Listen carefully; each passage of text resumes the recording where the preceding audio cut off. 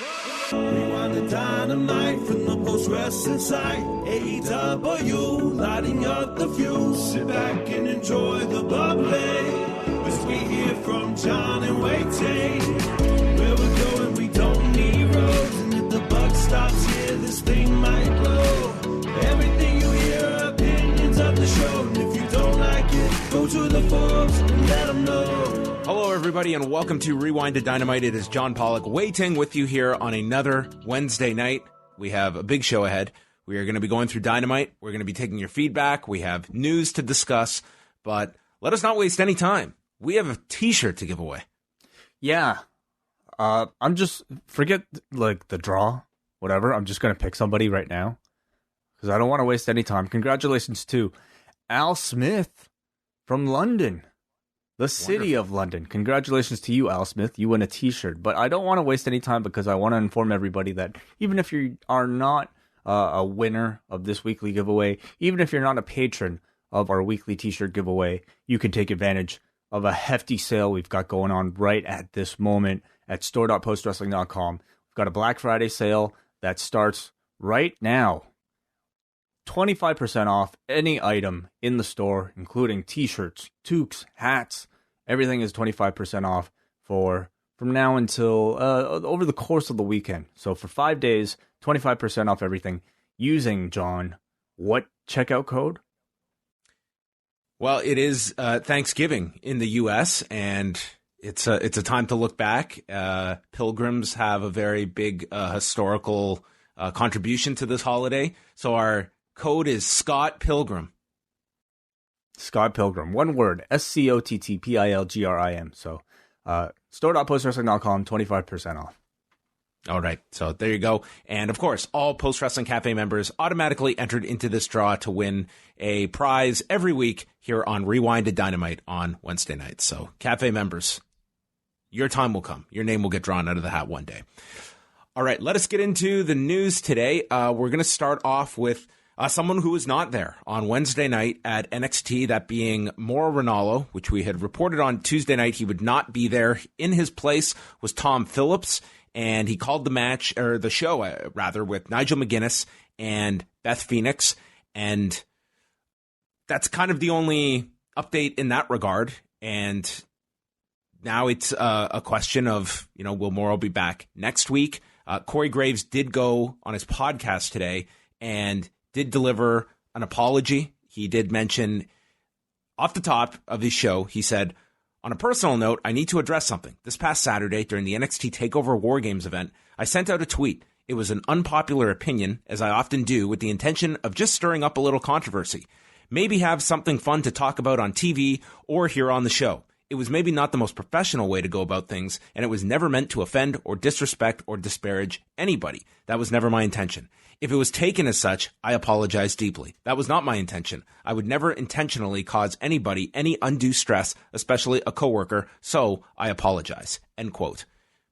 That's what he said. I mean, it was pretty much that was pretty much the only reference, I believe, to the situation at the beginning of the show. I mean, listening to it, I think it was evident that the way it came across, and then this is not necessarily an indicator of maybe how he actually feels, but the way it comes across is that it feels somewhat of a forced apology. Like he had to get these words out because people were expecting him to say something about it. Certainly it read, I think according to maybe a lot of the response online, as a response that was not really an apology, but then him saying, if you're offended by something I said, then I'm sorry you feel that way. So that's where the situation lies.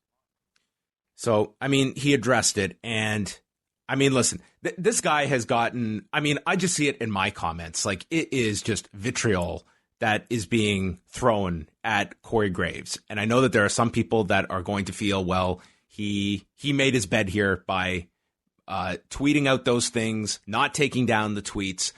I don't feel comfortable like looking at that's necessarily the answer is to just torpedo a guy, even though I think he was in the wrong here for sending out those tweets. I will say, though... Can I just say it? Yes. Like, I think taking down the tweet at this point is pretty meaningless. You know, it's like it's out there. Whether it's up or it's down, I don't think makes a difference at all.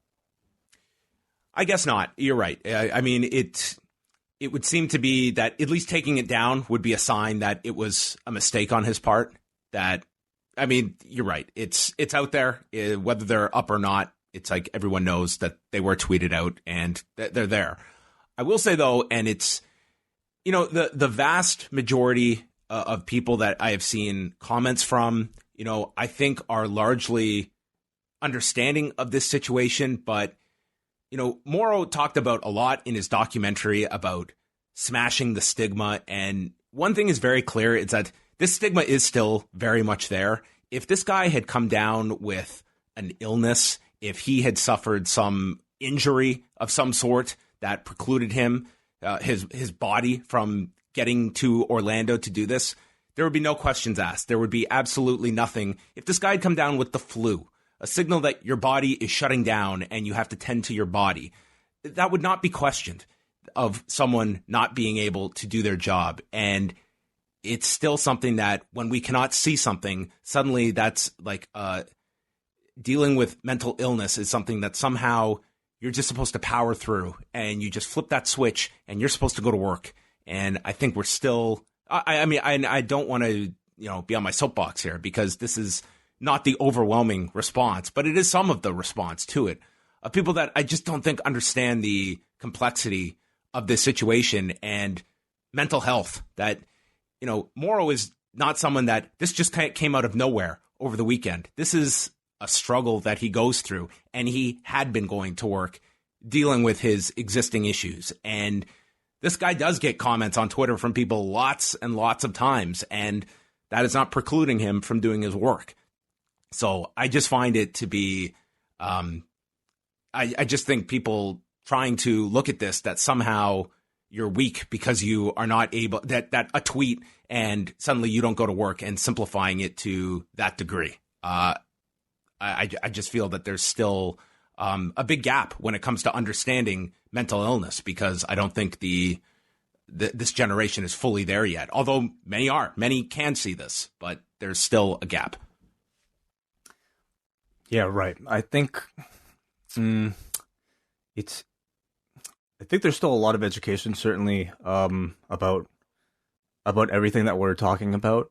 But in particular with Mauro's case, I mean, the man tweeted out himself that the night after TakeOver that he was hoping that his anxiety and depression wouldn't get the best of it, because he was enjoying his show so much, coming off of that high of that excellent TakeOver.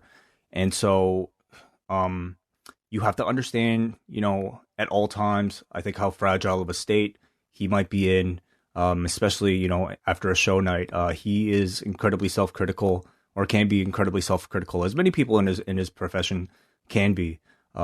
So this, whether or not, you know, Corey Graves had any, certainly I don't think Corey Graves intended for this to happen, but it just happened to be, I think, you know, probably a major thing that really set off perhaps a chain of events that, you know, he was hoping to avoid.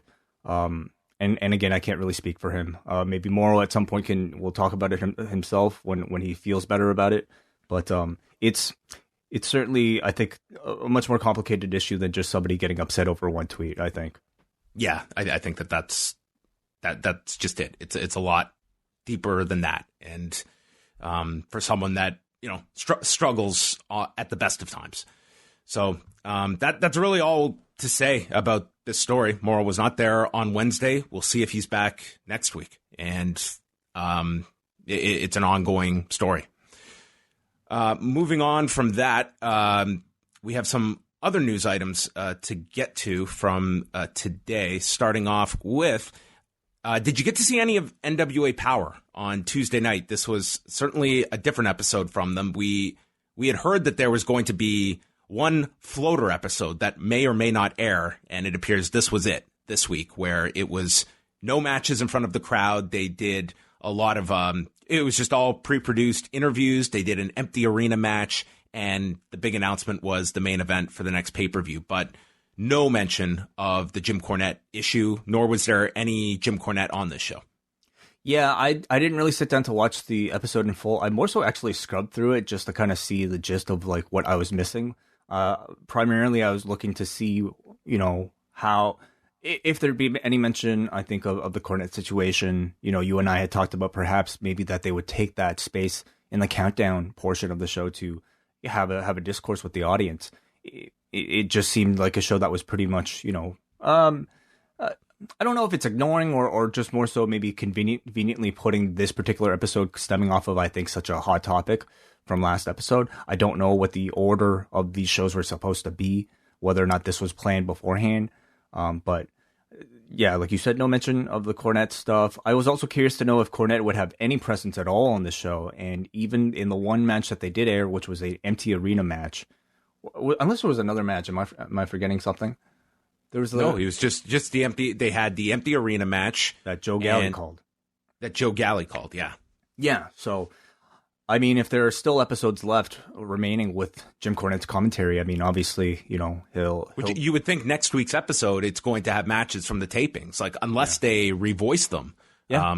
You would think, and there's got to be on cameras with them. I mean, I guess you could edit around Jim Cornette if you really don't want him to be on the episode next week, but that's certainly a lot of extra work. It's a lot of extra work. I mean, he is on set, so like, who knows? Like, if some of the camera shots are, if he's actually caught there. I don't even know if it's even something they're actually considering, or if they'll just say, hey, like, we got 2 more episodes left, let's just do this, and then we'll start fresh. But I certainly, if this was a calculated decision to air this particular clip show coming off of last week, I certainly don't think it was a bad idea at all. Maybe give a break from the audience so that, because inevitably, like, I was even scrolling through some of the chat, everything was like the live chat as YouTube streams the show.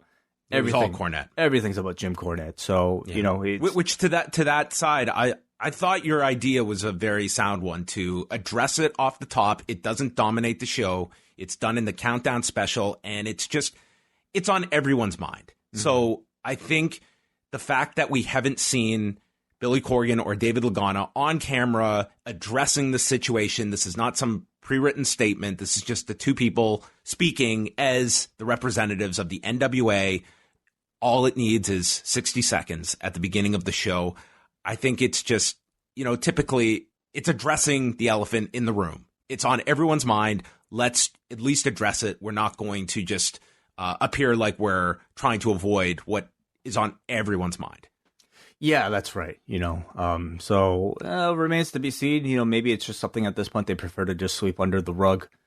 So what kind of effect has this story had on the momentum relative to the scale that the NWA was at? Like, do you feel that this has really curbed that kind of enthusiasm that had come around for NWA Power each week? And going into this pay-per-view, do you think that this has soured people on this product, or do you feel that this was, an unfortunate event that those that were following the product are still going to? It's interesting to think about. I mean, without real ratings other than viewership numbers to go by, it's kind of hard to say for sure.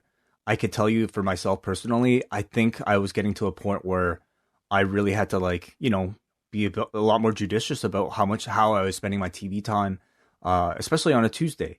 And, we'll get to maybe a different topic about what else aired on Tuesday that had more of my interest this week. But I think you're talking throwback throwdown. That was, yes, the IPW, the Impact Provincial Wrestling Federation. Did you see any of it? I saw most of it. Yeah, it was. You saw most of it. Oh, wow. Oh, I thought it was fantastic. And it really kind of crept up because I didn't really know what was happening. Let me just finish my thought on Yeah, Power. Go ahead. Because, we're talking about a time now where wrestling fans are looking for any excuse to hop off, especially if you're not AEW or NXT. Like, if you're Raw or SmackDown or any of these other, smaller promotions, it's a hard fight to get people to even pay attention to you. So, something like this happening to Power could potentially really hurt them. But I feel like everybody is very much aware that this is not a problem with any of the talent involved who work really hard. More so a problem with one commentator, and you can certainly place the blame on the producers of the show as well for letting something like this go. But I personally don't feel like I think people will still give them a chance, and certainly by the time that pay-per-view comes around, if it's a show that really nails it out of the park, I think they could certainly recover from the bad press. Impact Provincial Wrestling Federation. This was something I had no idea that was even in store. I knew about the tapings that were taking place because it was in Mississauga, not too far from here, but I didn't realize that it was for like a special edition of Impact Wrestling. And what essentially this was like a full 2-hour edition of like Southpaw Regional Wrestling, but with Impact's roster. So you had a show shot at the Don Kolov Arena, which is, of course, Santino Morella's Battle Arts Academy. Very small, intimate venue.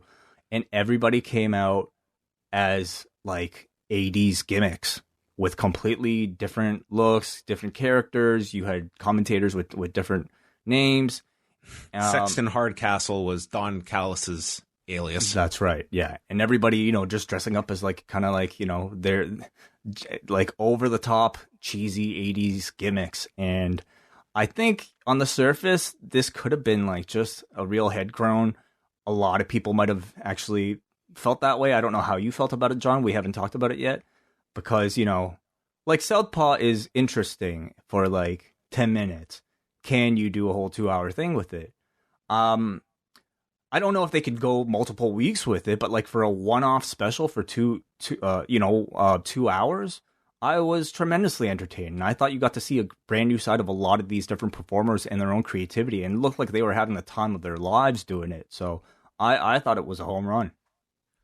I think I thought the talent came off like they had a great time doing this. I think that this was a wise idea for Impact because they're just struggling to be able to grab people's attention. So I think you do need out-of-the-box thinking like this for an episode that typically their Thanksgiving week episode is the one where someone ends up in the turkey suit or they're doing the gravy boat deal. Like it's always a silly throwaway show. This year they made it something that you were kind of curious to see how it would come off.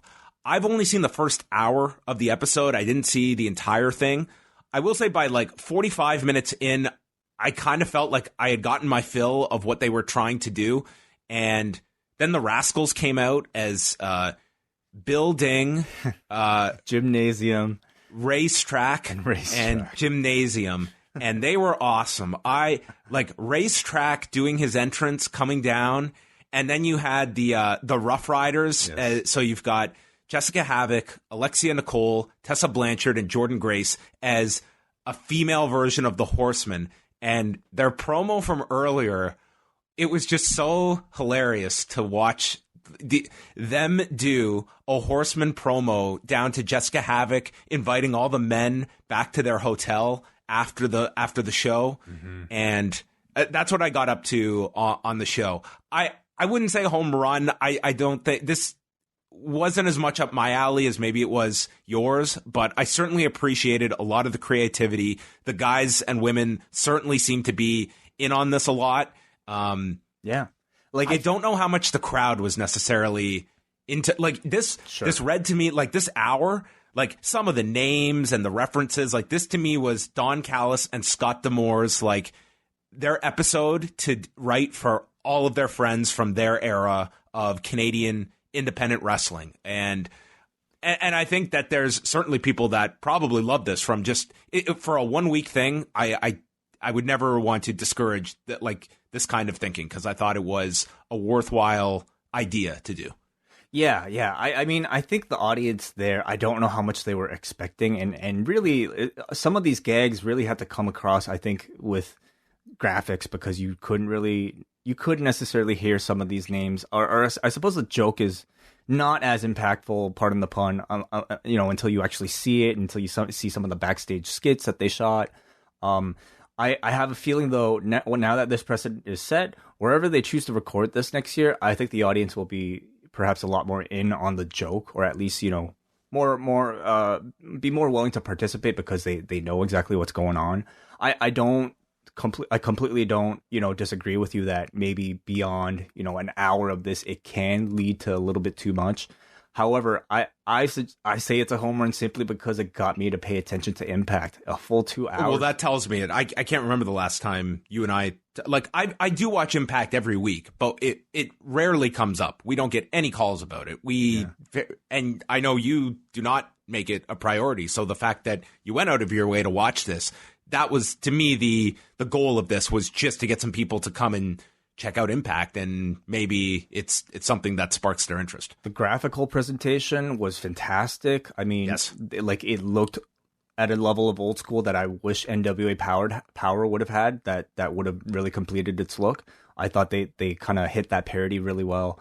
And, above all, I just thought it really showcased the creativity of this really talented roster, at a time where we see plenty of wrestling shows where guys are told to play certain gimmicks, or maybe they're playing somebody's version of their own gimmicks. This was just everybody, obviously being very hands-on with whatever characters that they were creating or I don't know, collaborating to create.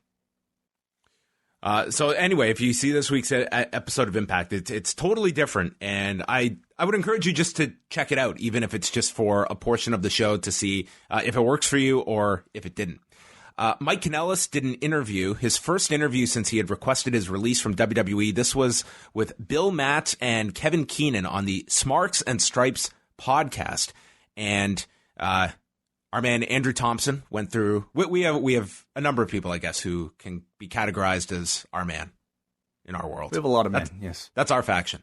But anyway, Andrew Thompson did a great job transcribing this. You can see it up on the site at postwrestling.com.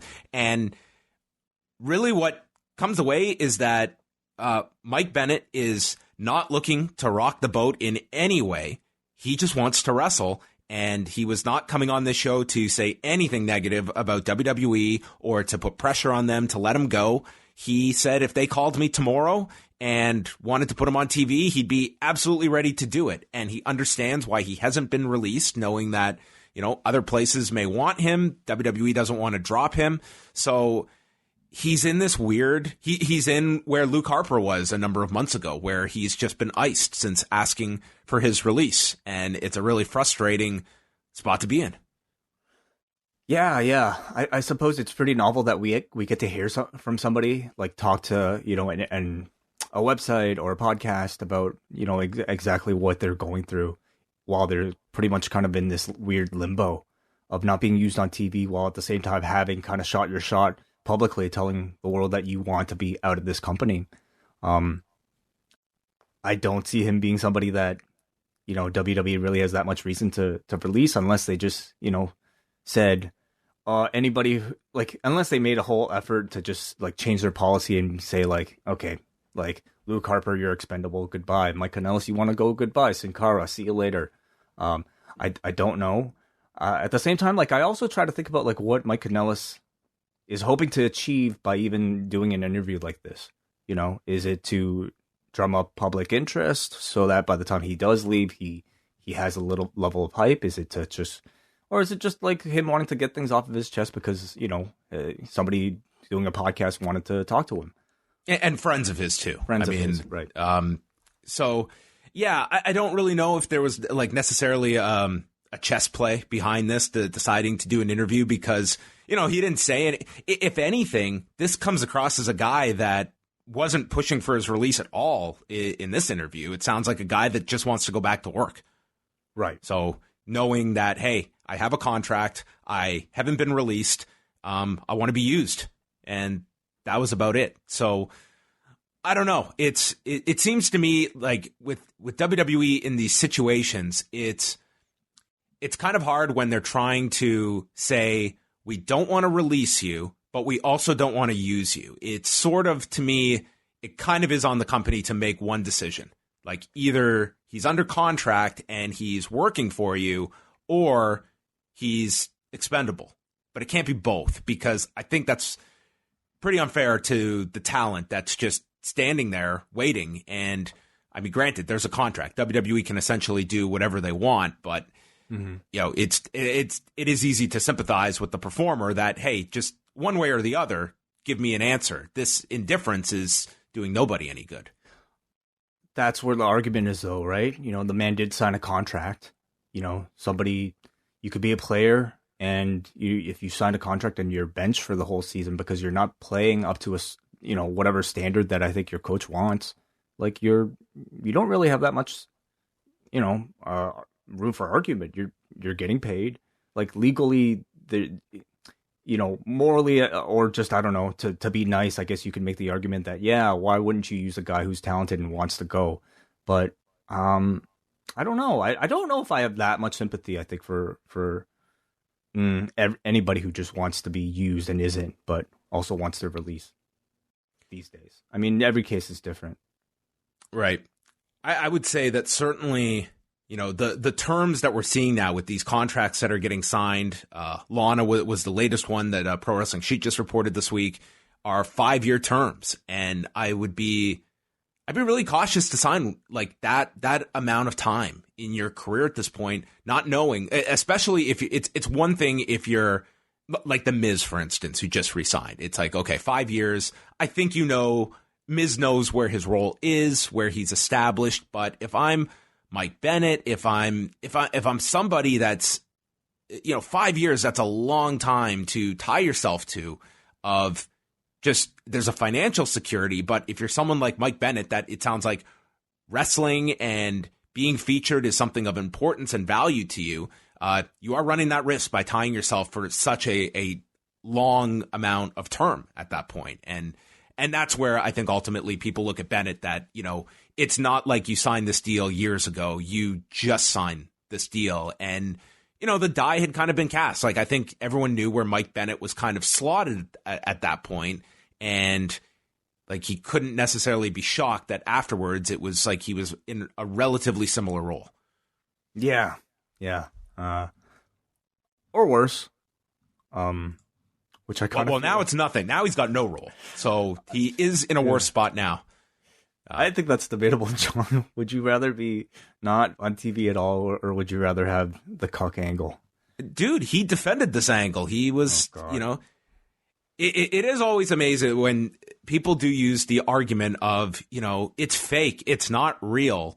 But, you know, it's, if you're upset about your position on the card, well, it's, you know, people get upset about where they are slotted on the card, and then it's very real to them. But, you know, obviously, this guy was not going to trash anything WWE related. Was he a big fan of this angle? I would have a hard time imagining it. And whether he is or not, he lost his angle. It's now been moved to Rusev. So, Anyway, we'll see. Do you expect that we will see Mike Bennett have a WWE match before WrestleMania? I definitely think that there's a role for him in some sort of Greatest Royal Rumble in Saudi Arabia, or just some sort of generic Battle Royal, or an episode of Main Event. Yeah, or 205 if that still exists. I do think that there will. You would think if he's not even being utilized on 205 Live now, right? Like, what does that tell you? Yeah. I mean, it's frustrating. I sympathize in the fact that, you know, he's a guy, he's not getting any younger. These are years that you, if you have a real passion for this, you're just sitting at home and not doing anything right now. And you just want to see some kind of action. It's like, either use me or don't. But just being at home or just sitting and not doing any wrestling matches, that's got to be frustrating if this is your vocation. It's true. You know, at the same time, I mean, I feel like he's probably not the only person in that roster who wants to let it be known that they want to be used better. I mean, other people are going about it a different way, though. And so I guess in the end, I wonder if you know, this sort of maybe attempt to grab attention will ultimately help or hurt him, or you have guys like Mojo Rawley, who probably very much likely are, you know, want to be used a lot more on TV as well. Maybe just kind of, you know, express that behind the scenes rather than publicly. All right, and just a few ratings notes before we get into Dynamite. Raw did 2,109,000 viewers. This was their second lowest number this year, and one of their lowest in years. The only ones lower were the show that was taped in England 2 weeks ago, and then the shows from last Christmas Eve and New Year's Eve. So that's kind of the ballpark of numbers that they're beating at this point. The big surprise was that the first hour was not big, so there was really no bump from the pay-per-view on Sunday, and that's what's kind of dragged down the Raw number, is that typically the pattern would be you'd get a sizable first hour. Now the first hour, it's kind of come down, so you don't have that first hour to boost up the average. So people are tuning in typically for the first 2 hours. There's very little decrease in the second hour, and then your big drop occurs in the third hour. And that's what we're continuing to see. And we're now kind of hitting this level of 2.1 to 2.2 million viewers is kind of the range we're looking at. But coming off the pay-per-view, I guess that was somewhat surprising. They didn't get any kind of bump there. Yeah, that is surprising to me. Makes me wonder if it's just a symptom of the times, symptom of maybe Raw itself not being of that much interest, or do you think the result of the pay-per-view might have had anything to do with it? I think it's overall the overall interest in Raw. I don't think the Survivor Series necessarily helped, but I have a hard time imagining it really hurt it either. But, I'll say this. If we were not doing what we were doing, and I was just a wrestling viewer, and I know I've got a couple hours a week free to watch wrestling, coming out of that pay-per-view, I want to see NXT. That is the show I want to see. Mm-hmm. I don't know how much follow-up there was on the Raw side that I'm sitting down for a couple of hours to see the follow-up to. There wasn't any really big cliffhanger on the Raw side. You were kind of told that, we're going back to the brands being their own shows, so I'm not going to see any NXT talent.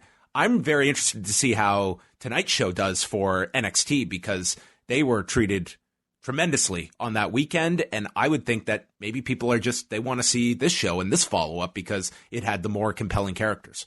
I felt the same way myself watching Survivor Series. But a note on the Thursday or Wednesday night ratings, we're not going to get those until later? That's right. They won't be out till, it's Thanksgiving, so I don't know if they'll be out Friday or it might even be Monday. Okay. So anyway, yeah, ratings will be delayed, everyone. So, and then the other one, Backstage on Tuesday night, 121,000 viewers, down from last week's number of 180,000. No CM Punk this week. I did not see any of the show save for a Spin-a-Rooney contest, which I just saw a clip of as you and I were recording Ask Away last night, and I was just like, what is CM Punk doing on this show was my immediate question that I was asking. What is Samoa Joe doing on this show? That's what I was asking. But I don't know. It was actually pretty much like a direct, copy of what they did with like the clip that they showed of The Undertaker on that Steve Austin podcast when like in a dark segment they tried to get The Undertaker to do the Spin-a-Rooney, and he wouldn't do it for like an hour or something like that. But I believe I didn't see it either. I only saw the clip, but I believe the show ended in a cliffhanger where Joe got down on his knees, looked at his hand, but then it faded to black. So did he ever complete the Spin-a-Rooney? I don't know. Tune in next week. Yeah, I think it was a mistake not having Punk on for this second episode. Again, just to get people into the habit of tuning into this episode. Really, I think they needed a draw of a similar level. Obviously, you can't replicate, a CM Punk, but I would say maybe a story or a guest or, something to kind of hit on that same audience who are tuning in for the first time, because I think they are looking for an authentic voice. And there was no indication from any of the previews that you're really going to get that for this particular edition of Backstage. And, 20, that to me, that's a big drop. And I feel like if CM Punk is not going to be around next week, I think that number is going to be even lower, because they're really, other than seeing Samoa Joe do a Spin-a-Rooney, what other incentive do any of us have to tune into that program? Yeah, you would think that, if Punk's appearances are going to be so limited, you would think the post pay-per-view would be a good show to try and have him on. But again, you're working around his schedule as well. So I don't even know how often he's going to be on this show. Is it going to be bi-weekly? Will it be, just sporadic? Yeah, I think that's going to kind of dictate the number. And I do see we are going to get to a point where I don't know if CM Punk being on this style of show, if people are really going to set aside an hour on Tuesday nights to watch it. Maybe, if it was 180,000 last week, I'm not expecting that level for his second appearance. Me neither. Unless it's, contingent on a really compelling topic that people are going to be driven to tune into. But I don't get the sense with WWE Backstage that that's going to be the MO of the show, to be going after those kinds of topics that are going to drive people to, wow, I wonder how they're going to handle this. Mm-hmm. So the way we're going to handle this is by reviewing AEW Dynamite from the Sears Center Arena on Wednesday night, Schaumburg, Illinois, the site of All In and the site of All Out. which it has now been memorialized with a banner in the Sears Center Arena. I saw that. Yeah, they've got a banner, they've got a plaque. Do you think they got something? Maybe a New York Rangers jersey from tonight's show will be plastered in the hallowed halls of the Sears Center Arena. After that performance from Ted Irvine, I would throw it up there. Yeah, retire that thing. So let me repeat. Today's date, Wednesday, November 27th, 2019. And if I was to tell you, that in 2019, All Elite Wrestling was going to open up in their return to the Sears Center, and the first visual is Soul Train Jones. I've been like, John, you're fucked. I would ask you who Soul Train Jones was. The guy who has been revitalized by Chris Jericho. That's who Soul Train Jones is. Soul Train Jones, the otherwise known as Virgil. If you're not watching AEW, everybody. He is now Soul Train Jones. I think he is now going to be more famous as Soul Train Jones. It's a tough task, but yeah, sure. So he's in the ring, and we're going to have this Chris Jericho thank you celebration. And this place is all decked out, including a giant wrapped up box that everyone just sets their eyes on. And Virgil, Soul Train Jones, my mistake, calls it the greatest night in television history. And then you have never seen a man battle so hard to get out the name Chris Jericho, but he finally did. Well, I mean, it kind of worked either way. He says, Jericho comes out. There's a big thank you Jericho chant until he tells... Is Virgil like the new Festus? Is that what we're dealing with now? Ralphus. Oh, Ralphus, yes. Ralphus? That's what I felt like. I think that he's going to be like the Klingon to the Inner Circle. Right. Okay, awesome. And Jericho tells the crowd to shut up, and then he introduces his little bit of the bubbly champagne that him and Stephen Amell are now selling under Stephen Amell's wine label. And I got a press release for this. I didn't know Stephen Amell was a part of this. Wow, yes. What a hustler. Damn. See, I watched the first 15 minutes of NXT, so I was late starting AEW. So before I even start, I get a press release in my inbox. Chris Jericho, the world champion of AEW, and Stephen Amell, star of the CW superhero series Arrow and founder of Knocking Point Wines, have teamed up to create a little bit of the bubbly, the new official sparkling wine of AEW. Okay, so this is sparkling wine. I thought, isn't bubbly supposed to be champagne? Well, we're going the sparkling wine direction. Well, it is two for $46, so I guess they have to make it affordable. Yes. A little bit of the bubbly. Here's the a little bit of the bubbly is a sparkling Riesling produced exclusively by Knocking Point Wines in collaboration with Chris Jericho. There you go. Brilliant. I thought this worked out so well. I wanted one of these, but I went on the website and of course it crashed. I'm not surprised. By the time later on in the show, you could arrive there, but it was that plus the mention that limited supply, limited quantities are made. I mean, I don't doubt that by this point the whole thing will probably be sold out. Yeah, you can go. Forget 2 bottles for 46 way. You can go 6 bottles for 138 or 12 bottles for 276. Have a party, dude. It's maddening. At this point, they could sell anything. With their logo or their face on it. But I mean, you really have to come in how much they've taken advantage of this, really it was never planned for this to be a meme, and yet here we are, where I'm sure they'll make a nice profit from whatever this wine will sell. Dude, I don't know what it is, but watching this Inner Circle segment at the start, the amount of different T-shirt ideas and different merchandise ideas, they're just falling out of the sky for these guys to trademark and sell. Well, you had pro wrestling tees right in the front row. I'm sure they were all taking notes.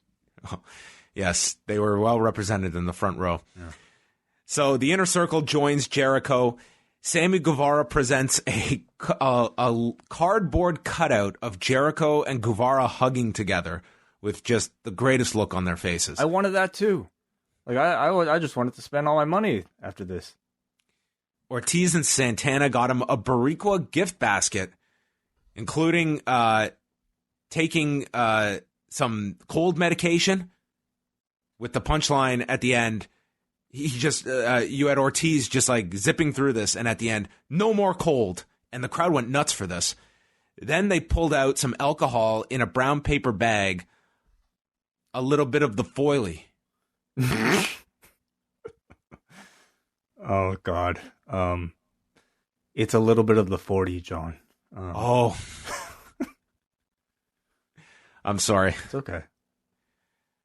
Then they put a bandana on Chris Jericho to make him an official Boricua. Yeah, I mean, I thought that this was fantastic. You know, everybody got to show a bit of their personality. I mean, there were a lot of Hispanic mother jokes that, I mean, didn't really hit me like completely, obviously, but it hit a lot of this audience, and I think it really tells you like this is an authentic, you know, written by themselves sort of segment, which I really appreciate. You know what? And I was not the only person to notice this, and I'm going to defend myself a little bit to my flub here. It was at times very hard to hear these people. I heard some complaints about that. Yeah. I didn't notice it myself. Like, you mean like of the audio quality? Yes. Like, and it was like a combination, like the crowd was very loud, and like it was just tough to hear at like different points here. Right. So maybe I had drank too much foily, though. I think we should start marketing that. That's our drink. I swear to God, that's what I wrote here. Makes a lot more sense when you decoded it for me. Yeah. So anyway, I thought like he was referring to like maybe this was like the slang for wrapping? Like what it was the bag it was in. Like a foil bag? I don't know. Listen. I really swung and missed on this one, and I'm just trying to backtrack as best I can. So, it's okay, John. We'll be starting our Patreon only 40 review podcast very soon, because I sense this was a Captain America moment that we can surely take advantage of, like we did the last time. We should. Let's start thinking about it. We'll review old different English types of alcohol. Yep. Yeah, Old English first. Jake Hager. Okay, and Jake Hager's not in the ring. And Chris starts asking him, where's Hager? And Jake Hager is like, this guy's a fucking heavyweight. And he's just struggling to pull this fucking goat into the arena. And for the first time we hear him talk, I guess we shouldn't, because he said he was sorry last week on Jericho's behalf. And he says, this is Chris Jericho, which is 100% going to be a shirt. Got a big laugh in my household. So, oh, yeah. This arena went nuts. Like, the laughs here were very loud. Mm-hmm. Mm-hmm. Like, very uncharacteristic in a wrestling environment, like getting this amount of laughs. And then they ask, who's in the big box? And JR asks if Abdullah might be inside. And they reveal Ted Irvine in a New York Rangers jersey. Amazing. And he says it's... And this guy had been sitting in there for God knows how long. This is like 15 minutes into the show, and however long they had set this all up in the ring. So he says it's great to be back in New York City, but then just runs down the Chicago Blackhawks being brutal. And you could see like he was very nervous here. Jericho had to like remind him of his line about Bobby Hull, and then goes on and calls them all wimps on the Blackhawks. And then he presents them all with New York Rangers jerseys and says how all of the Blackhawks sucked and the crowd chants Rangers suck as they're putting on their jerseys. So this segment was just something else. Ted Irvine, I thought, stole the show here. I mean, to my knowledge, I don't think he's ever had a speaking role on a WWE segment. And so this, to me, was already a holy shit moment, seeing Chris Jericho's dad talk. But not only did he make an appearance, not only did he speak, but the man played a tremendous cocky heel, talking about the Rangers and running down the Blackhawks and Bobby Hull. I thought that was amazing. And I would certainly love to see him reprise this role at some point. Hopefully Toronto. He was very funny here. I don't think he's been used in like a wrestling segment since like Nitro, like over 20 years ago. I don't even remember that. He definitely did a segment with Jericho on Nitro once. Wow. Okay. Yeah. Then they bring Justin Roberts in to read the letter from the TNT brass. And this is where they get to ask Justin where he's from. He's from nearby Arlington Heights, which gets a big pop. Then he mentions his high school, which gets a very mixed reaction. And then Jericho said the school sucks. Roberts reads the thank you letter. Jericho didn't like Roberts' tone, so they beat the hell out of Justin Roberts as Excalibur, right next to Jim Ross, asks, who beats up someone in their hometown? Huh. And then he was saved by the marching band that was SCU in disguise, and they could only get their hands on Soul Train Jones, who was laid out. I don't know, like, does Kaz usually do the Cobra Clutch? Or did he specifically try to apply the $1 Million Dream to Virgil? I think that was what he was going for here. He knew that this could be effective on Virgil. That was his weakness. Got it. I thought this was magnificent. You know, I was actually disappointed by SCU's arrival because it meant that the segment was ending and I was having so much fun. You know, of course, it brings to mind segments like the Festival of Friendship or This Is Your Life. I thought it absolutely hit like the heights of some of the best of those particular segments, but with comedy that I felt was a lot more personal and maybe even a little bit more sophisticated, that seemed to be written for like by the wrestlers themselves. And I thought everybody had a chance to really showcase some of that personality, including Proud and Powerful. And again, I thought Ted Irvine just stole the show. Like, they were so entertaining by the end. I felt like in this episode, SCU had a lot to overcome to make the crowd like them more than they like Jericho by this point. It's my feeling. Yeah, it's I still think like they're able to maintain their role as heels because as soon as Jericho shuts down the crowd, they turn on him. And they had Ted Irvine in their back pocket as well to just run down the team, but in such a unique and fun way to run down the sports team rather than just the standard usual insults but like this group is just so entertaining in these segments. And I'm sure when they take over being the Elite on Monday, that's going to be like hilarious. Yeah. And ultimately, you know, I thought this would have been perfect had like SCU come out and did something equally as cool. You know, like last week I felt, you know, Jericho was really entertaining, but like you had Scorpio Sky come out and just cut this badass promo. I felt like this segment was perhaps missing that just to kind of add that extra, you know, reminder that, hey, the person challenging Chris Jericho for the belt is also just as cool. But, you know, obviously Inner Circle are the main products. They're the ones that are going to continue, like, you know, that you're going to merchandise and make a shit ton of money from coming out after this week. So I don't blame them putting this way. Like, I really can't complain about a segment that was this entertaining. It was a lot of fun. No Tony Schiavone tonight. He's in Hawaii with the Georgia Bulldogs. So Jim Ross is with Excalibur. And they introduce Marco Solis Martinez, who is on the all-elite fleet at State Farm Insurance. And he was going to sit in. And I will say about 2 minutes into this match where he was on commentary, I was like, there is no way this guy is going to... I thought he was going to be there for the whole show. This was a terrible idea. This was terrible. It was awful. Yeah. Like, this guy was so nervous.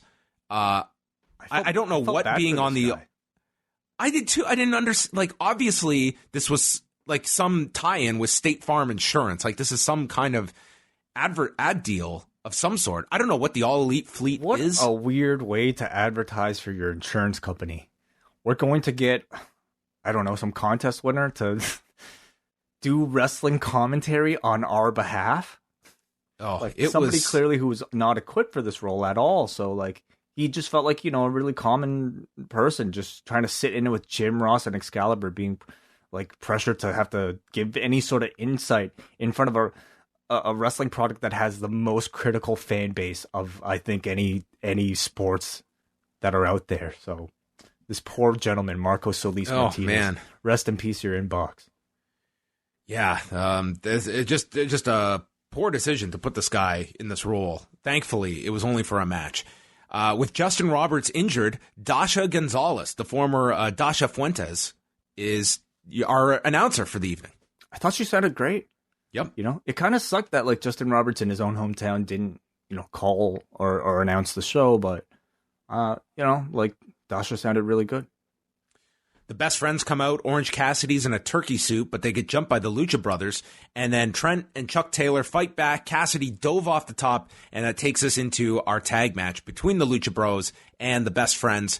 And this included Excalibur with the following call that Pentagon caught Trent right in the perineum.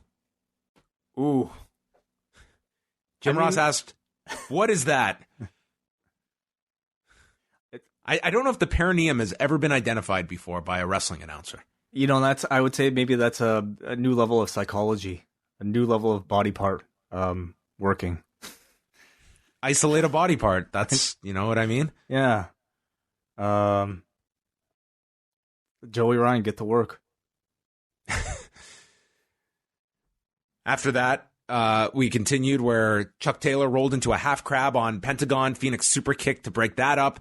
Overhead suplex sends Phoenix into Penta in the corner, and then a Tope Con Hero to the floor by Chuck Taylor. Pentagon comes back with a Canadian Destroyer on Trent, then goes after Cassidy as Chuck Taylor dives off the steps on the floor.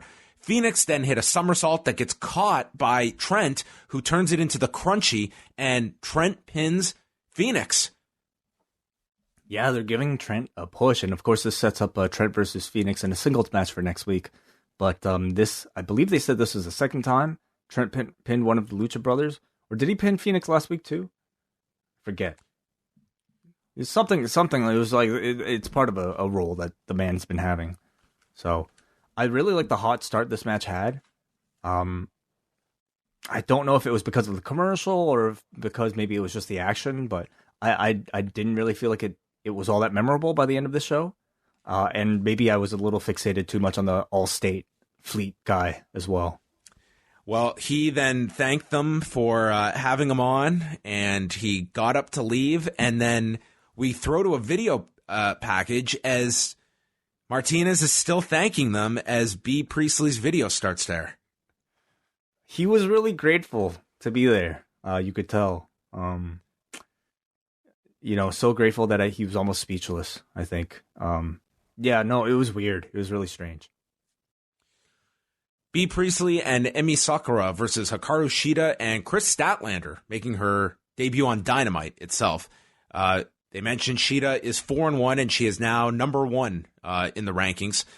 Statlander did this backflip off the apron onto Priestley on the floor, and then Sakura sits down as Sheeta sets up the chair on the floor. So she sits down on the chair like it's musical chairs when she goes to jump off of it. And they get the advantage on Sheeta. They go through the break. Bryce removes Emmy Sakura's microphone stand to the floor. And what a stat this was. Emmy Sakura's pro wrestling debut was 10 days after Chris Statlander was born. Oh, wow. What year was that?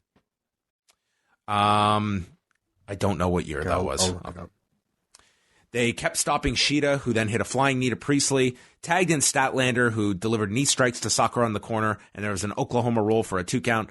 Sakura then missed a moonsault press off the top. Sheeta then hits a knee to the back of the head, and then Statlander comes in with another knee. There's a face buster off Statlander's shoulder, scissors kick for a 2 count, and then a Michinoku driver. Priestley breaks that up, and the finish comes as the microphone stand returns, and Statlander gets hit in the back with the microphone stand. Sakura is still the legal woman, so she comes into the ring and pins her with the Mahistral Cradle, where I think we had gotten confused about who was legal and who was not here at the end, but that's where we get the microphone stand leading to the Mahistral Cradle. Who was not legal in the finish? No, it was the proper legal people were involved in the finish, but when it happened, Sakura was legal, but she was on the apron as though she wasn't, and Priestley was in the ring. Okay. So it was just kind of confusing because then she just gets into the ring and did the cover. So the right people were involved in the finish. I see. Cage Match has Amy Sakura's debut as 1995. So, wow. I thought that makes Statlander 24. Yeah, which makes us a lot older than that. Old. I thought Emmy Sakura was able to showcase a lot more like consistent heel personality in this match than I thought previous. It seems like they're still keeping her, principal character in this division, despite having already lost the match with Riho. I found this to be more of a showcase match for Statlander. I thought she looked really good for the time that she was in, even more so than, Sheeta, who looks good, but I don't think really stood out to me here. Neither did B. Priestley. I personally felt the match went a little bit long, and I think that's because of the similar critiques that I still have about the AEW women's division, that we know absolutely nothing about any of these women. So I can only devote so much attention to these matches. And we're talking about like a division where they still continue to add new faces when they have so many names that are still underexposed. They debuted Statlander. What was her first name? Chris Statlander here, but like to me, she just like adds to like the pile of very generic faces that we have with Shanna, with like Jamie Hayter. Big Swole's down there, but she hasn't made her debut yet. Ali, I would have classified in that same department until perhaps what we got later on with her. But I don't really know anybody before they swap them out so that I have more people that I need to get to know before I care. Yeah, I really think they need to do that right now with Hikaru Sheeta and do kind of like an in-depth profile on her. And like moving to the US, like there's a great story there, and she appears to be like your contender that you're moving forward with for Riho. So instead of trying to get everybody over, like isolate your one or two people in addition to Riho and really try and get those people across, and then you can start to showcase others. But it's very difficult when you're trying to just give time to everybody and trying to get everybody across at the same time. I would just simply, okay, who's our priority? And let's go after that. Thing is, I think what you're suggesting, John, it should be the bare minimum. They should at least be doing video packages for the next challenger in line for a championship match.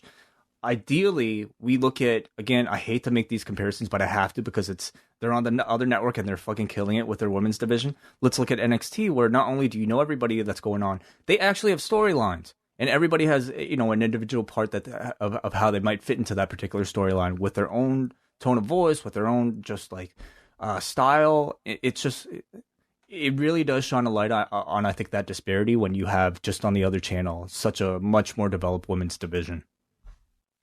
Jon Moxley did a promo. He's going to continue to move forward with every scar. He is napalm death, and eventually you're going to get it.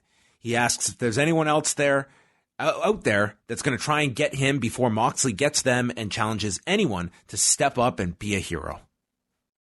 Yeah, and I guess he would challenge somebody else by the end of this show. I was worried he was in the dark like boiler room area. I thought this guy might need a gas mask for all these fumes that could be flying around down there. Oh, very dangerous. Yeah. What city did or maybe maybe get some kind of a shot to treat himself if he catches anything. There was that. Yeah. What city was he insulting about the smells? Wasn't it L.A.? Oh, okay. I think it was L.A. Like that. Would have been awesome if it was Chicago. Cody comes out. He's wearing his gear. What a stupid period. Was that this year? That was a year ago. That was like right around this time last year. Oh my God. I remember it because Rollins and Moxley had they had their match. That was the TLC pay-per-view where they had that match that just sucked. Right. Yeah, it was at the climax of that feud. Cody is out in his gear, and he is going to be taking on Marvelous Matt Nix of Freelance Wrestling. And I thought this was a really interesting test in the sense that you're doing a squash match, but you're doing it with arguably your top guy. And if this does well, numbers-wise, I think it's a great sign for both companies, because it would tell me that you can do a squash match, but if it's with a big enough star, it's going to at least retain your audience, maybe even grow it, because people want to see Cody's first match back here. And if that works, it allows you to kind of create these tiers of different matches you can do. Like Cody can be in a 6-man, but he can also do singles matches that are not against top names. And then you're not going to wear out matches there's a big problem of that in WWE, that they just run the combinations to the ground that you could do a squash match every now and then, or someone just of lesser talent, and then it makes the name versus name matches more rare and thus more important. I absolutely agree with you. I think not only, like, even if the numbers aren't great, I mean, unless they absolutely collapse and fail, then okay, maybe you can't do this. But even if they're just okay, like, I feel you should still do this because you quite frankly have to. You know, especially if you're a company that charges $50 for these pay-per-views. You can't just be giving out those similar matches on TV every single week because you're not going to give people incentive to, you know, see your pay-per-views as anything that much more special. I think we even see an example of this, obviously, in the main event of this particular show with Chris Jericho versus Scorpio Sky. Not a match that you would, you know, save for a pay-per-view, but still of a pretty high caliber if you can create, you know, proper creative for it to get people's interest up there so that you're not burning out your potential pay-per-view main events. So the match begins, and we get, on national television, a very audible freelance wrestling chant. And this was not just a few people doing this either. I mean, it is Chicago. Yeah, like this was like a really smart utilization of like Matt Nix, who to this audience in this area knows. And I thought it came off really well. Excalibur explained why Cody is still in the rankings despite not being able to wrestle for the championship, and he's giving like explaining it like sports teams. And Jim Ross just cuts him off. He says, "That's the minority that's just overthinking everything." I laughed out loud. I like Jim Ross when he just shut up like, and enough enjoy with it. the bullshit. Yeah. This is how it is, folks. Yeah. Cody hit an os cutter, threw away his weight belt, figure four, and submits Matt Nix. Very simple. Very this quick. was like a minute or so. Yeah. No, I mean, this crowd went crazy for it. That dent in his head is atrocious. Oh, God. God. Like, that is going to be there for, like, that scar is, like, maybe in time it's going to lessen, but man, that night is going to be etched in his forehead forever. I mean, the wrestling fan in me, like, can only think about just the great promo 10 years later when it's like Cody versus MJF and, you know, he just points to that scar. It's a daily reminder. So, you know, just like with Brock and Kane. Yeah, I was going to say maybe 10 years from now, MJF will come back and they'll have a match in Saudi Arabia. Oh, you think that's where it'll take place? Possible. So there's a huge chant for Cody, and he calls out MJF saying, "We can do this now." And then, emerging from under the ring, the Blade and the Butcher. We get the AEW debuts of Pepper Parks and Andy Williams, and they beat the hell out of Cody, and they're followed by the Bunny, Allie, and Cody is left laying, and I mean, it was very clear here. Jim Ross did not know who these people were, as Excalibur is explaining who they are, and that was how the segment ended. I didn't think this debut got over very strong. I don't think the people in the audience knew who these two were either. Yeah. So, I mean, that's kind of the sacrifice you make when you're debuting a lesser-known act. As, you know, some people will remember Pepper Parks from Impact, but even that, it's been some time since he was there, and not at a time when Impact was on Spike TV either. And not as, for those... Not with this look, not with this character either. Right? Yeah, so... I think... But fans in Buffalo or fans of... Toronto?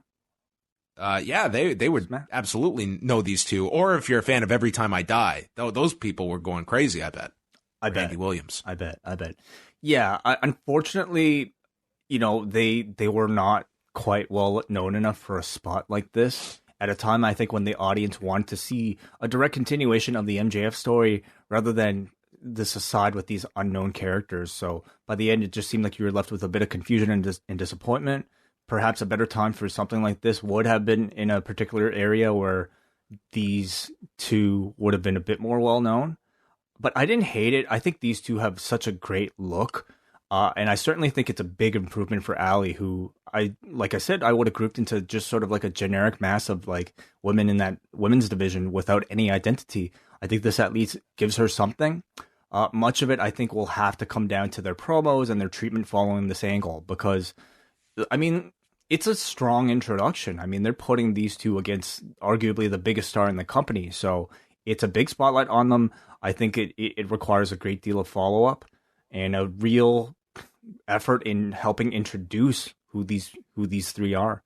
I almost wonder if like it would have been better to have Allie make her appearance first, but even then, I don't really know if Allie is like that big of a big enough star to even, you know, elicit that drastically of a different reaction than what we got here. So maybe a bit of an ill-designed spot, unfortunately, but I think you could salvage it in the follow-up. What do you think about this addition to what is already an enormous tag division of putting these two in? My first reaction is that I think you do need like kind of like Andy Williams, I think, is what especially like here's a big dude that can be a base for a lot of these guys. And if you've seen him like in Bloodsport, like you can see he can do a very different style as well. Pepper Parks is a very, very seasoned performer as well. So I'm kind of curious to see how they blend, because this is talent-wise an extremely deep tag division. So you need to really be able to stand out. I mean, I like them. I really do. It seems like, though, unless they do like a Cody tag team match with somebody else, I suppose I'm a little surprised perhaps at this certain direction right now. I think good tag teams are always welcome. I don't think you can never have enough. But I am a little bit concerned at perhaps, you know, how you would frame these characters, especially apart from how the Dark Order have been portrayed thus far. I would say in terms of maybe tone, those two things could be very similar. So how would they keep those two separate, or do you join them all? Yeah, it's like this roster, it's starting to get really big. Like we talk about it with the women's division, but I mean, they have tons of tag wrestlers, and I mean, even look like at Jack Evans and Angelico, who are very rarely on Dynamite, and you've only got so much time that you can feature all these people. So if you're going to dedicate time now each week to Cody feuding with this team, it means less time for others as well. So you're starting to see this roster grow, and it largely is a 2-hour program if you're discounting Dark. Thing is, I feel like wrestling fans always demand for something new and fresh, right? So inevitably, I think they're going to have to keep adding new people. I really do wonder if this would have been better had they, you know, given a similar treatment to them as they did to Wardlow, somebody who is just as, I would say, maybe even more so, kind of unknown, yet with really cool looking videos leading up to it, you automatically create that anticipation, and therefore you aren't just left with like confusion that I sensed from the Chicago crowd mainly after this. So after Cody was laid out, we went to PAC versus Kenny Omega, and I thought these two had a great match. Just they just had a sprint essentially for the entire time they were out there, and it was Omega. It was all Omega at the beginning. He was able to just be one step ahead of PAC at each turn. He nailed him with this Snapdragon after PAC had blocked a Kotaro Crusher. They go to the floor. They announce next week it'll be Rey Fenix versus Trent Beretta in Champaign, Illinois. Cool. Maybe next week they're going to call it Sparkling Wine, Illinois. Actually, that would have been a perfect Omega time to introduce the... Oh, they have to do some tie-in next week. Absolutely. Omega grabs the tights of PAC, pulls them towards him, and then another Snapdragon. And then they teased the German way off of the apron to the floor, but they didn't do it. But on the other show, they did. I don't know if you saw the clip, John. Oh, God, they did it? Akira Tozawa, Leo Rush, that exact spot. Oh, God. Did they listen to our show last night? Oh, they must have. Both these shows, AEW and NXT. We'll show them. I'm sick of AJ and Petey Williams getting the credit for being the guys who like lost their minds to do this spot. We'll do it. Oh, I'll have to watch that later and cringe. Man, did they have any foilies over the barricades though? I haven't seen the whole show yet, so yeah, we'll see. I'm desperately trying to own that thing before I can get destroyed tomorrow on Twitter. This is totally my plan. Oh, it's okay. Come on. I'm ready. I'm ready for it. Omega, after the break, hit this giant teep kick that fired PAC into the corner. Then PAC hit a Falcon Arrow off of the top, misses with the Black Arrow, flying V-trigger. The one-winged angel gets countered, and then Omega goes for a crucifix. PAC kicks out, but Omega holds on to the hold and keeps it, and he hooks the leg on the final count to get the pinfall. Like a very unorthodox. I thought it really worked for the finish. I liked it because it was different, and just to me, it educates you to be watching for even like elementary holds that can catch someone. I thought this match was great. I thought this was a really, really great performance from both. Kenny Omega was just tremendous in this, and I just really, really like this match. This is my favorite match on the show. I agree with you. I thought this was a really excellent TV match. You know, I also found perhaps the layout of it pretty interesting. They did not rely on any false finishes. It was just a very athletic, very fast and snappy Kenny Omega singles match. So I still find myself like perhaps getting a little bit used to seeing Kenny in a TV format, because I think we're also used to seeing him, you know, wrestle in like essentially like a New Japan, especially when it's a singles match, like a lengthy New Japan 20-minute plus match. But here, like, we're starting to see him. I mean, this probably went at also 20 minutes as well? 15? 10? Yeah, it's really tough because every single match is broken up by commercial breaks. So that coupled with my current ongoing crisis with my stopwatch, I don't have times tonight, everybody. But I mean, I think we're getting to see perhaps a slightly different Kenny, and it's obviously not going to be the emotional height that you might get in some of his big matches for the IWGP title. But I think for a TV match, they are excellent. So it seems like they're just starting to build Kenny back up, starting with him avenging his loss over PAC. MJF did an insert promo ahead of his match with Hangman Page, saying that the diamond ring they're fighting for cost $45,000, and he called Hangman Page a white trash inbred hick, and the ring belongs on someone like him and not Page. Page countered by saying he needs a big win. He's not a ring guy, so when he wins, he'll give it to MJF by shoving it up his ass. Ooh. Yeah. It's like a jackass stunt. Put like the ring in a balloon or something and make MJF swallow it. Ew. Yep. $45,000 though, that'd be really an expensive stunt. Maybe. Don't give this ring to Chris Jericho. What? Why? Could lose it. Oh, yeah. Sorry. I had to dig back for remember that, for that reference. Yeah. That was our that was like 8,000 controversies ago. Yes. The lost missing belt that was recovered. A lot's happened in like 5 weeks. MJF, Hangman Page. We got Wardlow out there with MJF, and he stood in front to block a dive from Page early on. During the break, Wardlow attacked Page, so MJF's got the advantage. There's a clothesline and suicide dive by Page. Crowd's chanting cowboy shit as he does the moonsault off the top, but he's favoring his left arm. And then MJF grabs referee Bryce Remsburg by the shirt to block the buckshot lariat. Jim Ross calls for disqualification, but Bryce is much more liberal. There's an eye poke delivered to by MJF, and then a discus lariat from Page for a 2 count. He hits the buckshot lariat, but Wardlow puts MJF's foot onto the bottom rope, and then with the referee's back turned, Wardlow drills Hangman and leads to the shittiest looking crossroads by MJF that they called the double cross, which Ross identified as ugly, and MJF wins the match and the $45,000 Dynamite Diamond Ring. $45,000. How much do you think it really costs? I have no idea. I'd need Russell Oliver to consult. Overall, I thought it was a good match. I really enjoyed Page's aggression. Ever since he lost to Chris Jericho, like it set him on sort of like a desperation course where it feels like he's treating every match from the get-go as if it's like a life or death situation.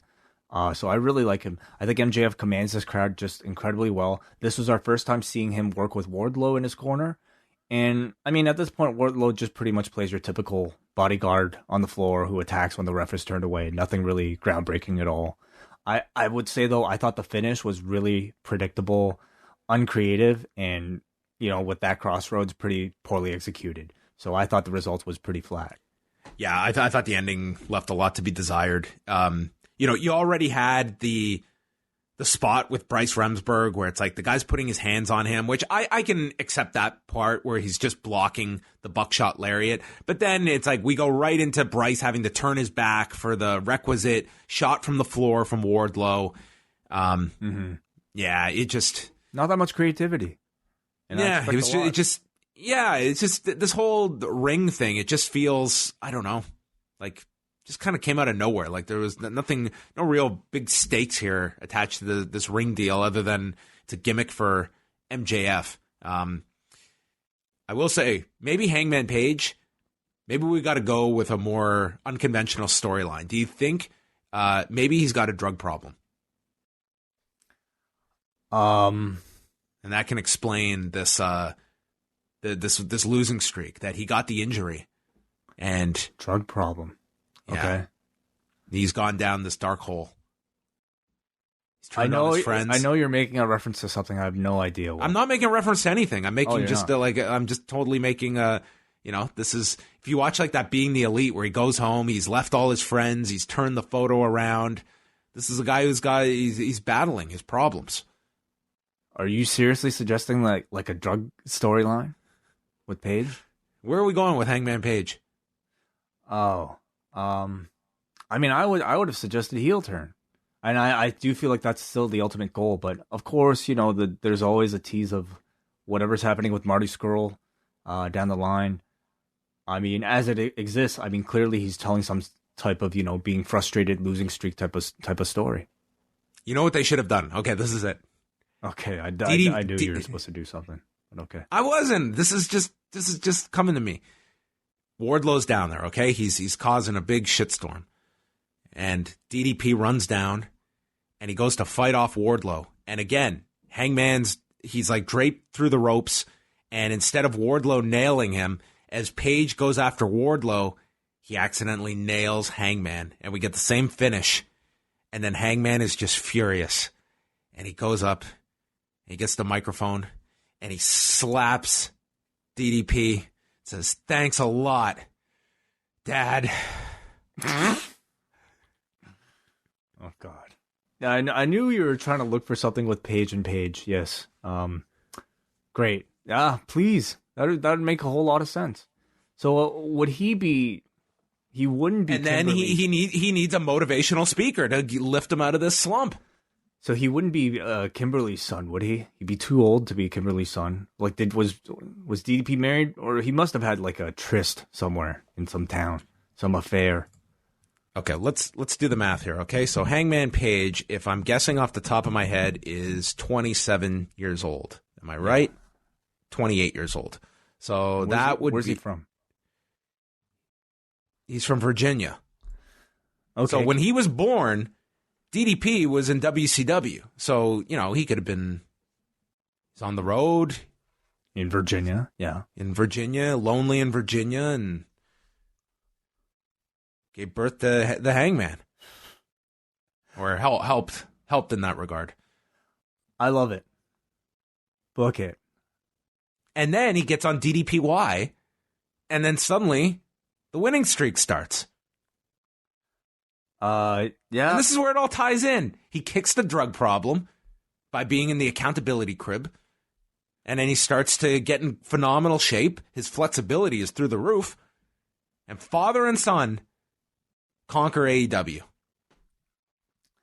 12 months of booking in the last 3 minutes. I think that would potentially be the greatest story ever told. I'm just saying. Could be, we got to go somewhere with Hangman. Yeah. I feel like they have a direction, but maybe it's just not time to execute right now. They haven't necessarily made... I guess they did. Excalibur mentioned that Page quit the Elite in commentary right now.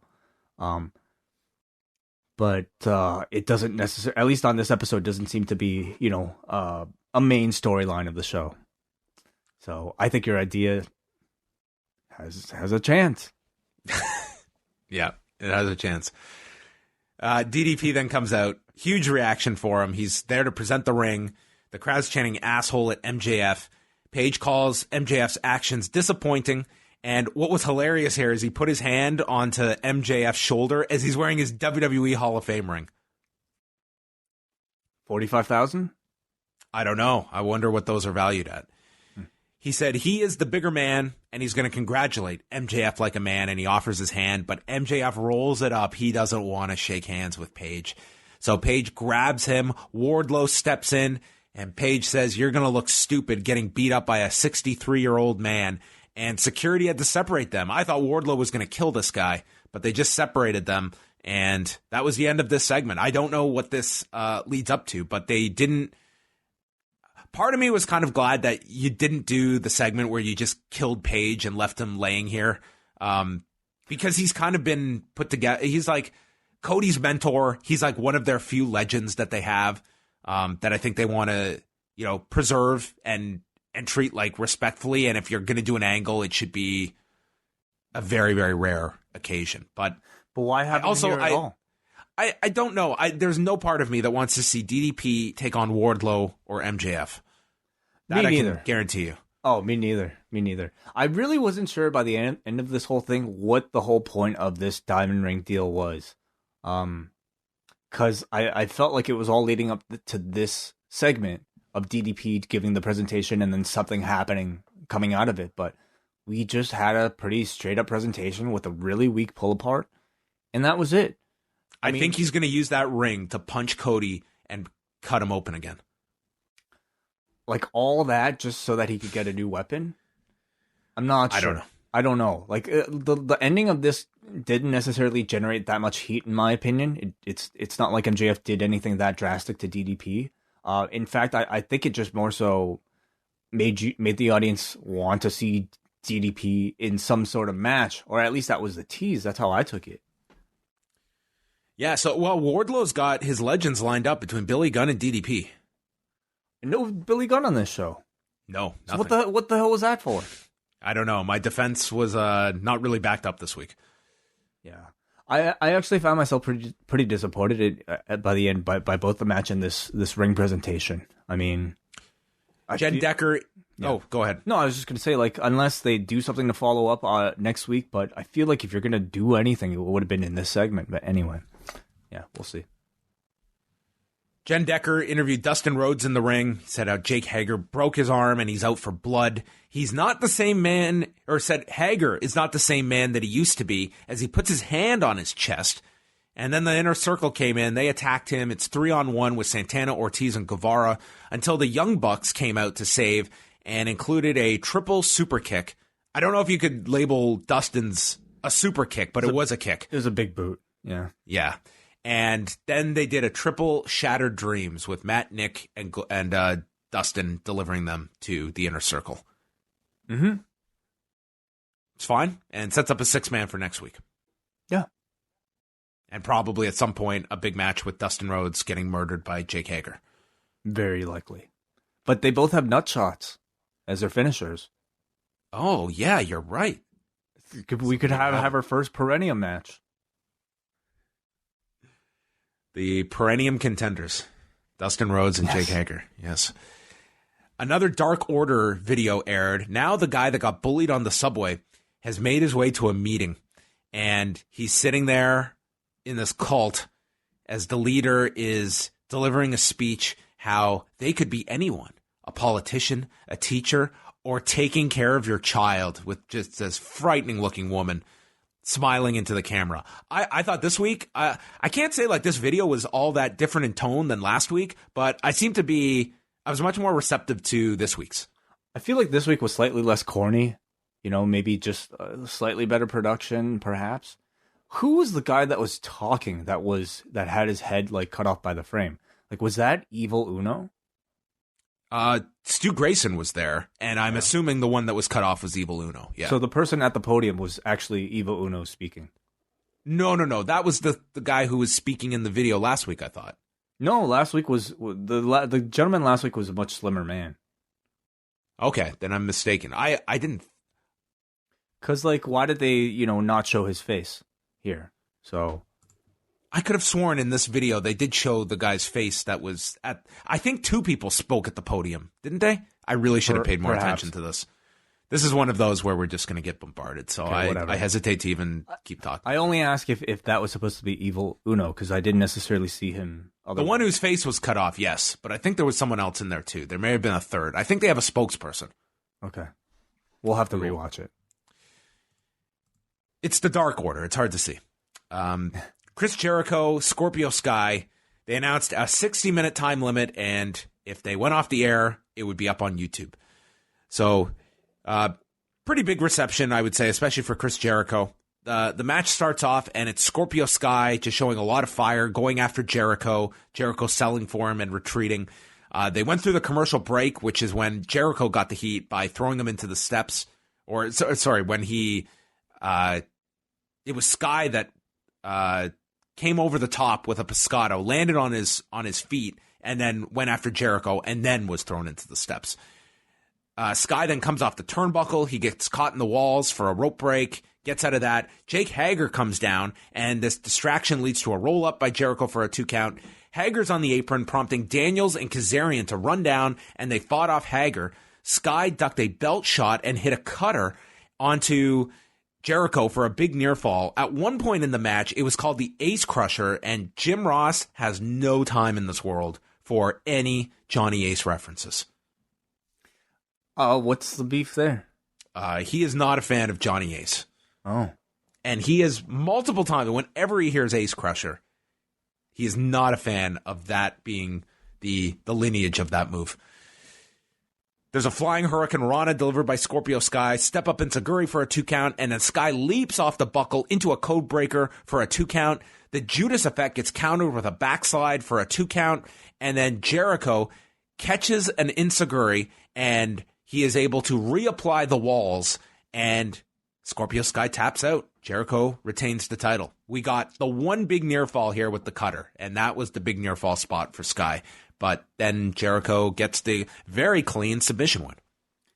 Yeah. I thought it was a good TV match. I thought it was pretty satisfying in its near falls. It was not nearly as emotional of a match as I thought it would be. I thought I would have been much more into Scorpio Sky's chase. And not that because I felt like, the man had any chance of winning, but just more so, I felt like I would have been a lot more into his story, especially after the great job they did with him last week, cutting that promo, talking about how this match was going to be the culmination of 15 years or however long he's been wrestling. And I was disappointed by the time that this match got around that they never really expanded on that throughout this episode. I want to see what he had to struggle through in order to get to this point. How did he get here in 15 years? That to me, because I knew he was never going to win this match, I thought the value he would have reaped from it was that story, that chase. And of course, you only have 2 hours on a show where you don't have that much room to give anyway. This is somewhat of a rushed build to this particular match, so you can't really do that much. But I expected something, because by the time this match rolled around, I didn't necessarily find myself that excited for Scorpio Sky's chase. I just kind of saw it as, another number for Chris Jericho. I thought that it was, to me, I don't know if this belonged on the same show as that opening segment. I think that these could have been on separate weeks. Both were fine. But to me, I really think Scorpio Sky, number one, he needed to be the focus of these 2 hours leading up to this match. Yes. He needed at least a promo, if not constant, we're going to break. Here's an update where he's in his locker room and he's preparing and everything. This is the AEW title being defended on TV, and that needs to be presented as that's a major deal. That does not happen every week. More importantly, it's the most important moment in this man's life. Yes, and he should have been the focus of this entire show. And you're right, there's a lot that they're getting across on this show, but to me, this should have trumped that. And if that meant the Chris Jericho thank you, maybe that should have been next week, that after he defends his title, then he gets a big thank you next week. And that could have opened the show. With the champagne. Introducing the champagne and champagne. The champagne and champagne, yeah. Yeah. Well, I mean, they needed to promote this as a big show, and I suppose they really felt Friday sale necessitated that they got to get the champagne out today, I guess. Perhaps. Yeah. It just felt like this show, like there was a lot crammed into this show. And by the end of it, like the Scorpio Sky thing, I really liked the build the last couple of weeks, pinning Jericho, the setup last week. And yeah, it just felt like the way it ended, it was like there's sometimes you watch this and you're like, wow, that Scorpio Sky has, even in losing, elevated himself. I kind of feel Scorpio Sky, this run since Dynamite has started, he has elevated himself, but I don't think that this particular match puts him further ahead than where he was coming in. I agree with that. So that was the show, and it ended with Jericho reapplying the walls, and then Jon Moxley entered through the crowd, and that's how we ended the show, intimating that Jericho Moxley will be the next title program. He could finally avenge Mitch, the potted plant.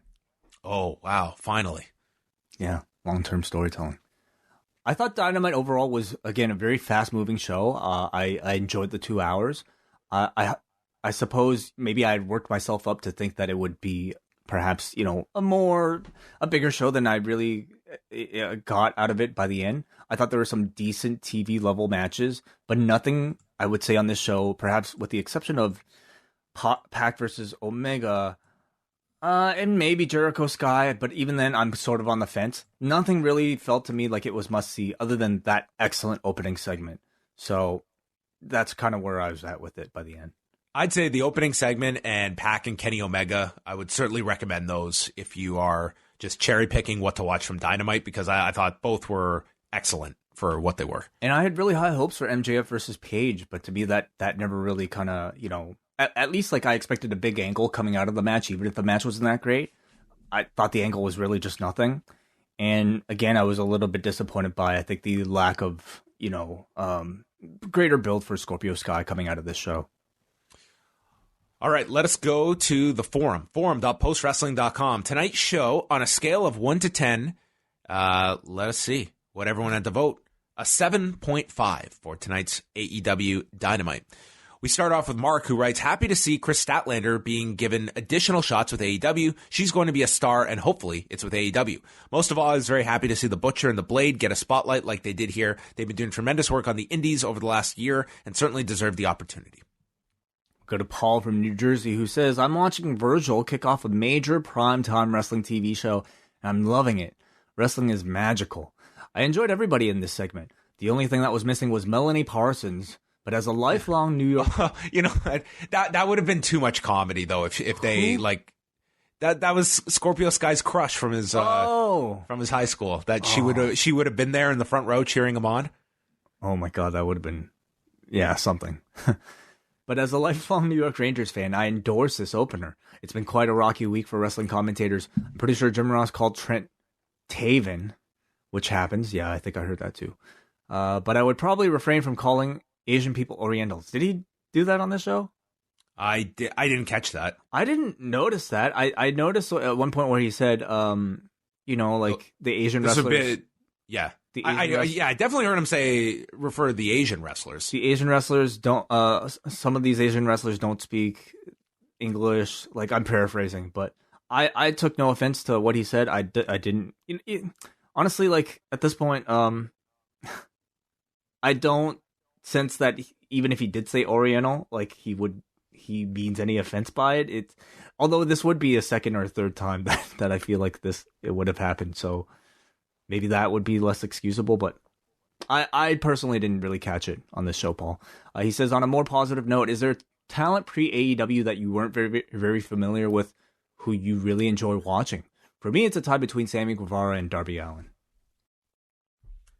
I'd seen a fair amount of them, but certainly I think that Darby Allin, absolutely for me. Right, yeah. He's if you saw... I was really impressed with him, like back when he did that program with Ethan Page in Evolve. But to see the way he has connected with the audience, I don't know if I would have expected it to this degree that he's been able to stand out in that regard. So he's been a really notable breakout star here. Rory from Wilkes-Barre, what a great show. The crowd was hot all night long, making it feel like an even bigger show. All the matches were tremendous, especially Omega and PAC. The opening segment was excellent, and the crowd certainly played their part.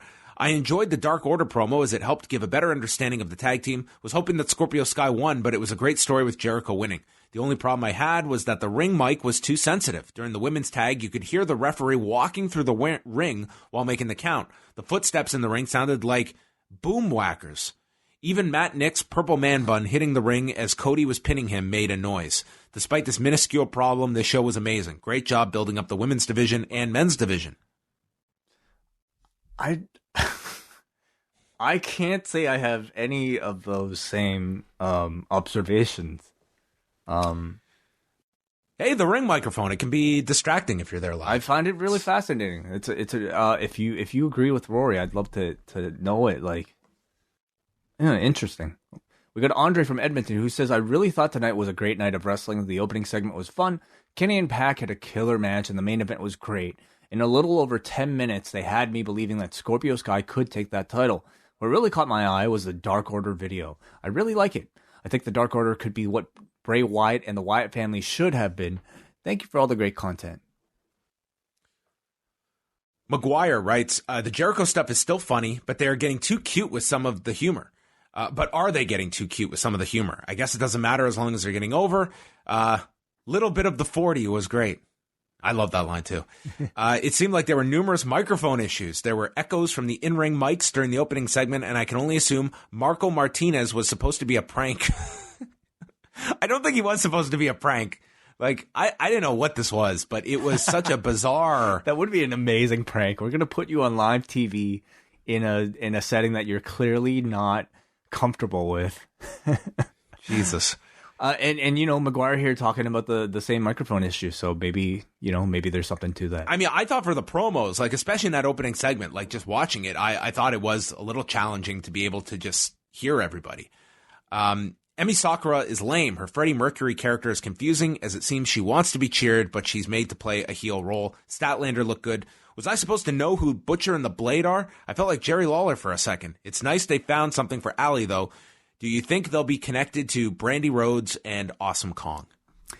I mean, I had that initial thought, too, that if Allie was going to go after Cody, then, of course, Brandy might be close behind. But, I mean, as we've seen thus far, like, Brandy has kept a very far distance from Cody ever since she's paired up with Awesome Kong. Certainly, like, at this point, it's a natural connection you could make, but it just seems like it would be a bit of a leap for Brandy at this point because she's sort of doing her own thing. All right, let's keep going. Okay, we go to Noah from Vaughn, who says, I know I may be in the minority, but I was so happy to see the Butcher and the Blade debut tonight. I saw them have an amazing match over SummerSlam weekend in Toronto against Aussie Open and Dark Order in front of like 500 people. I'm so glad to see them on such a big stage like AEW. I love the main event with Scorpio fighting valiantly in defeat. And the Dark Order vignette was a huge highlight for me. 9 out of 10 show. Do you think they do Moxley versus Jericho on the cruise or wait until the next pay-per-view? That should be the pay-per-view. That should not be done on TV. Which is how far away? They haven't announced the pay-per-view yet. Right. Probably you would think, they've said first quarter. So I wouldn't do it in January. I would wait because you're looking at, that just seems like really rushed at this point to be doing it January. That would be, you're coming back in like 6-7 weeks. I would just wait. February, I think, would be an ideal time to do, which is interesting because you've got that one weekend in February where you have the first weekend of February is a big UFC pay-per-view because John Jones is fighting on February 8th. The next weekend, you have a takeover on a Sunday night. And would you want to do the Saturday of a takeover? I think you could. I don't think that would be the worst thing that you run back-to-back nights, but maybe you're looking at February. So 2.5 months potentially for this build? Yeah, I think you should really wait on that match. I think you can build it up for a while. I certainly would not do it on TV, and not on the cruise. No. Right. Raphael from North Liberty. I attended the show live. I drove 4 hours to Chicago to see the show live, and it was well worth it. The highlights were Jericho's celebration, Omega versus PAC, and basically the whole show. My 8-year-old got a free T-shirt, and my 3-year-old did the diamond symbol for a long time after DDP left. I even had Moxley no-sell me while getting in an Uber. It was awesome. For the lone lowlight, the crowd around me. They kept talking about how great of a crowd Chicago is while shitting on everything. 9 out of 10 from me. Well, it's they've got a high standard, I guess. But I'm glad you had a fun time. I'm sure this was a real fun show to go to live. The crowd sounded, great, as do most of these Dynamite episodes. Alexander from Portland. Awesome show as usual. Just a few questions. First, any idea the cause of the audio issues for both this episode and AEW Dark yesterday? Did you see Dark? I haven't seen it. I haven't seen it yet either. I read somewhere that we heard the audio of replays, but they would never show it on screen. Secondly, I have no idea what the audio issues was. I only speak for myself, but like in the feed that I was watching, I noticed nothing out of the ordinary. So, but obviously you're not the only person to complain about it, Alexander from Portland. But yeah, maybe tomorrow we'll get more information about that. Secondly, there's no way you could have understood what Santana was saying. It was way too. Please go easy on him, everybody. The feedback's saving me. The feedback's backing me up. I think these people got my back. Hagaki, this is one of those times where we can reflect on if or how the live crowd impacts our home viewing of the show. The reaction to Butcher, Blade, and Bunny came across dull on TV, but I still thought it was cool, and I'm seeing lots of love for it on Twitter. Still intrigued with the Dark Order as well. I mean, you're talking about the difference between a wide audience. Like, if you're hearing from people that are reacting well on Twitter, it's because they know who these people are. People in Chicago, a lot of them simply don't. So I think that's the difference. Don't necessarily take the people that are complimenting it on Twitter as sort of like the representation of how everybody feels. Because I would say if you don't know who they are, you're either not commentating or maybe you're commentating asking who they are. Yeah, and I thought they were put in a tough spot because these are not instantly identifiable individuals to most wrestling fans on a national wrestling show. And it was similar to when the Dark Order debuted. And if you're going to do that kind of surprise, look who's here debut, it's really tough when it's people that are, not ex-WWE people, not easily identifiable, because that's what that spot is kind of reserved for, is that holy shit reaction. So, you had to know that going in. But you're also debuting them with a major program with Cody. And sometimes you do angles where it's like, yeah, it's not going to hit it out of the park on first glance, but we have big plans for these guys, which you would think they do if they're putting them with Cody. Mm-hmm. Your turn. It's my turn. Let's go to Brandon from Oshawa. I'm definitely in the minority, but I thought this show was very disappointing. I'll even go as far as saying I think I may have enjoyed Raw more this week. The women's tag match was the first time that I fast-forwarded during an episode of Dynamite. This division is just really, really bad right now, and they need to do some serious work. More promos to let us know who these people are and why we should give a shit about them.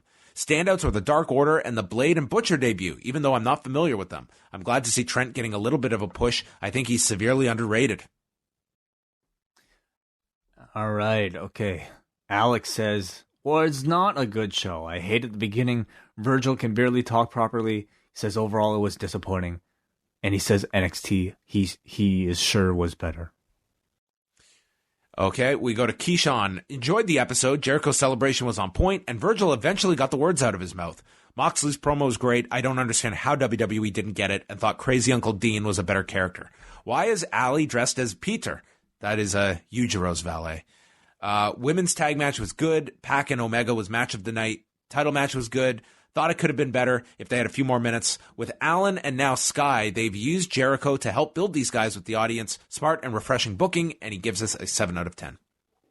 Finally, we go to Evil, who says, the crowd was great. I thought it was a really fun show. I think Chris Statlander did enough to get her own entrance next time. I love the new direction for the Dark Order. I want to cheer for all Evils. I love definite endings to matches. WWE programming still makes me think DQ finishes are coming, even though I should learn to trust AEW by now. Amy Sakura, Taichi, and Christopher Daniels should have a ladder match to decide who can use the mic stand gimmick. 8 out of 10 show. All right. Well, thanks everybody for your feedback. This was a mixed bag of an AEW Dynamite episode, which I think some fair criticism in this week's episode. I think so too. Yeah, which is really refreshing to see, I think. Debate is always healthy. So we'll see how this stacks up against NXT.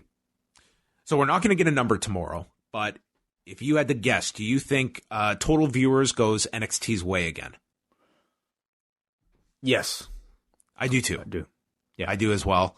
Do you see any difference of the pattern that we saw last week where NXT still only wins one of the demos? I think that's going to be a tougher road for NXT is once you get into the demos that I'm still thinking we're going to get a similar pattern that we got last week. I think that gulf is a little too wide right now for, NXT to just overcome in 1 week. Right. Can they close the gap is perhaps maybe a more interesting question. I certainly within myself sensed a bit more interest in NXT this week than AEW. That said, I also can understand that a lot of wrestling fans are creatures of habit, and if these DVRs are that Meltzer is talking about are to be believed, I think people are making time for both shows. It's just which one they choose to watch first, and I still feel like a lot of people are choosing to watch AEW first. At least maybe the people that we hear from, just even judging by our own feedback threads, John, compared to like the NXT feedback threads. So, I think in terms of overall, I'm going to say because they gave NXT such a strong push in Survivor Series, we see very similar numbers than what we did last week. But I think the demo, like the primary demo ratings will probably be very much the same too. All right. That's going to bring an end to Rewind-A-Dynamite. Wai and I will be back Thursday, 3 p.m. Eastern Time, live for all of our Cafe members with the Cafe Hangout. It is U.S. Thanksgiving, so I hope we hear from some of our American listeners and viewers as well. So it will be open phone lines. We're interested in talking about all of the topics this week, so we'll make lots of time for phone calls. No ratings tomorrow, but maybe we'll go into some of our plans, Wai, for the end of the year, because we are quickly getting to December. Maybe we will give everyone a sneak peek of some of our year-end programming we have in store. Sure, yeah. Or anything else on your minds. Happy to talk about any topic. Open phone lines tomorrow. All right. Well, I'm sure Wai will watch NXT as well. We'll talk about NXT on Thursday's show as well. We will have some time to discuss that as well. And of course, store.postwrestling.com. The Black Friday sale is on now. 25% off everything using the code Scott Pilgrim. Scott Pilgrim. Yeah. Though after today's show, I know a way better code we could have used, but we'll save that one. We'll bank it for a future sale down the road. A 40% off sale, you mean? Yeah, that'll the 40% sale. That's awesome. All right, everybody. Good night. Goodbye. We'll speak with you Thursday, 3 o'clock.